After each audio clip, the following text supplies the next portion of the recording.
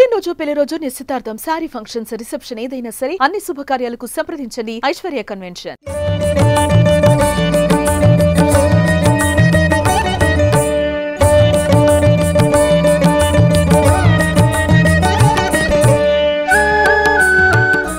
Welcome to Suman TV Warangal.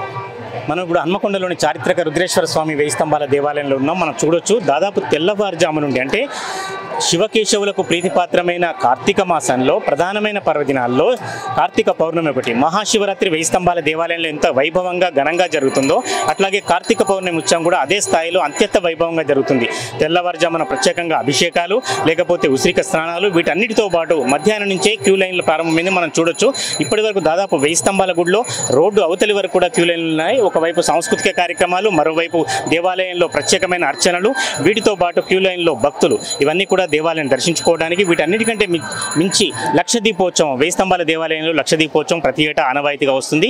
ఈ సంవత్సరం కూడా దేవాదాయ శాఖ నిర్వహిస్తుంది. ఇప్పటికే స్థానిక శాసనసభ్యులు నాయన్ రాజేందర్ రెడ్డి, నగర మేయర్ గుండు సుధారాణి కార్యక్రమాన్ని ప్రారంభించారు. మనం చూడొచ్చు లక్షదీపోత్సవంలో భాగంగా మహిళలు ఎంతో భక్తిపూర్వకంగా ఇప్పటికే చాలా వరకు రంగవల్లుతో తీర్చిదిద్దారు. అటు శివుడి ఆకారాన్ని కావచ్చు, నందీశ్వరుడు ఆకారం కావచ్చు, విభిన్నమైన ఆకృతులతో తీర్చిదిద్దారు. వాటిలో దీపాలు కూడా వెలిగిస్తున్నారు.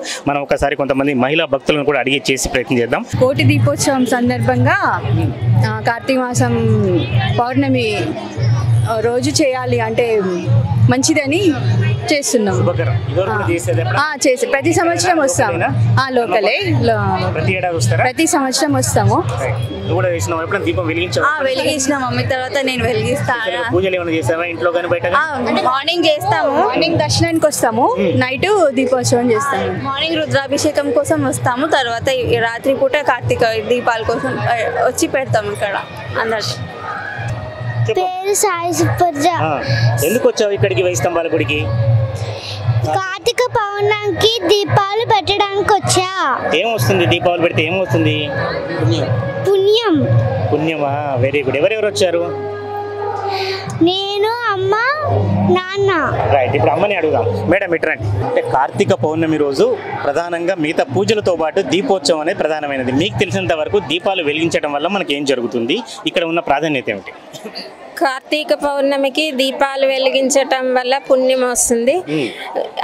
వెనకటి జన్మ పాపాలు కూడా నశించి మనకి కాక మన ముందు తరాలు, అటు తరాలు ఇటు తరాల వాళ్ళకి కూడా చేసిన పాపములు ఏమన్నంటే పోయి వైకుంఠ ప్రాప్తి కలుగుతుంది. మీరు హన్మకొండేనా? ప్రతి ఏటా వస్తుంటారా?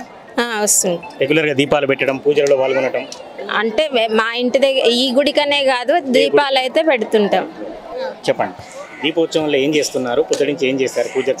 ఇక్కడ 1000 స్తంభాల గుడిలో చాలా బాగా జరుగుతుంది. మహాశివరాత్రికి ఎలా జరుగుతుందో కార్తీక పౌర్ణమి కూడా అలానే జరుగుతుంది. మేము ప్రతి సంవత్సరం వస్తాం ఇక్కడికి. చాలా బాగా జరుగుతుంది.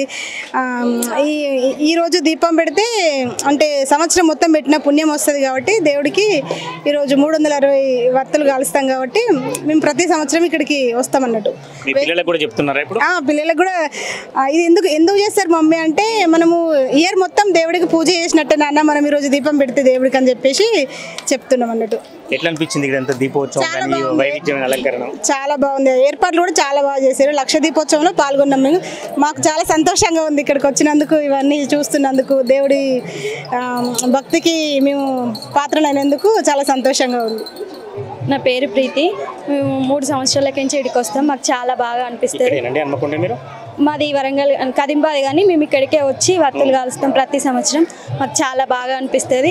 ఇక్కడ దర్శనం చేసుకుంటే చాలా మంచి జరిగింది. మాకు నమ్మకం అంతే. వెలిగించాము ఇప్పుడే. కార్తీక మాసంలో మేము అనుకున్న కోరికలు నెరవేరడానికి మేము మొక్కి చేసుకుంటాం. మాకు చాలా సంతోషంగా అనిపిస్తుంది. మేము ప్రతిసారి ఇట్లా వెలిగిస్తాం. 365 వత్తులు, కట్టలు, ఇంట్లో ఎంతమంది ఉంటే అన్ని కట్టలు వెలిగిస్తాం. పిండి దీపాలు కూడా చేస్తాం. మాకు చాలా మంచి అనిపిస్తుంది. ప్రతిసారి ఇట్లా నోముకోవడం మాకు చాలా హ్యాపీనెస్ అనిపిస్తుంది. ప్రతిసారి ఈ టెంపుల్కి వస్తాం మేము. గత 3 సంవత్సరాల నుంచి వస్తాను. మాకు చాలా మంచిగా అనిపిస్తుంది. కానీ ఈసారి లేట్ అయింది. మేము ఎప్పుడైనా పొద్దుగాలు వచ్చేది. సరే ఈసారి వీలు కాలేదు, ఇక్కడికి వచ్చాము. ఇప్పుడు ఇంకా దర్శనం కాలేదు, ఫుల్ పబ్లిక్ ఉంది, అందుకే వెయిట్ చేస్తున్నాం. దర్శనం చేసుకునే వెళ్తాం ఏ టైం అయినా ఇంటికి.